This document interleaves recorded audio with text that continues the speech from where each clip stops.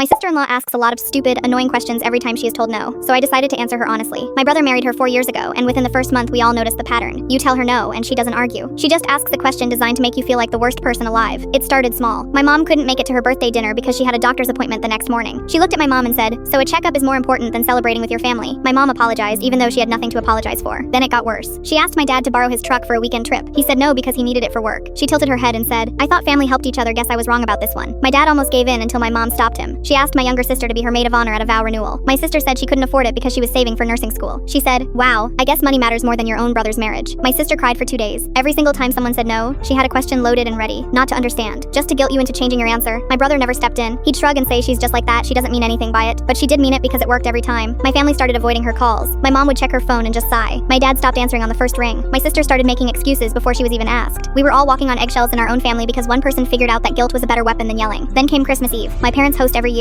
It's the one tradition nobody misses. We were all at the table. My mom had been cooking since 6 inches the morning. My dad set up the decorations the way he's done for 30 years. It was perfect until she brought up a house. She and my brother had been looking at a place way out of their budget, and she wanted my parents to co-sign the mortgage. My dad said no, not because he didn't want to help, but because he co-signed for a friend 20 years ago and almost lost his own house. He explained this calmly. She didn't care. She looked at him and said, "So you'd let your own son be homeless before risking a little paperwork? That's the kind of father you are." My dad went quiet, just stared at his plate. My mom reached over and squeezed his hand. She looked at my brother and said, "Aren't you going to say something?" He shrugged. "She's just asking a question." That's when I lost it. I put my fork down and said, "No, she's not just asking a question. She's doing what she always does. She asks questions to punish people for not giving her what she wants. Since nobody else will say it, I will." I looked right at her and said, "When mom said no to your dinner, you made her feel guilty for going to her own doctor. When dad said no to his truck, you accused him of not caring about family. When my sister couldn't afford your vow renewal, you made her cry for 2 days. And now you're calling my father a bad dad because he won't risk his house for yours." She said, "Why are you being so aggressive?" I said, "I'm not aggressive. I'm answering honestly for the first time because that's what you keep asking for, right? You ask questions. So here are your answers. Mom didn't skip your dinner because she doesn't care. She was getting screened for breast cancer and didn't want to worry anyone. Dad said no to the truck because he worked 60 hours that week and needed it to get to a job that pays for the food you're eating right now. My sister said no because she works 2 jobs and puts herself through school. She doesn't have $5,000 for a party for a marriage that's only 4 years old. And dad won't co-sign because the last time he did it nearly destroyed him. And he shouldn't have to explain his trauma to someone who treats every no like a personal attack." The room was dead silent. She looked at my brother expecting him to defend her. He looked at her, then at me, then back at her, and said, "They're right. You do this every time and I should have said something a long time ago." She didn't say a word the rest of the night. 2 weeks later, my brother called and said she agreed to therapy. Not because she wanted to, but because he told her if she asked one more guilt question to anyone in this family, he was done.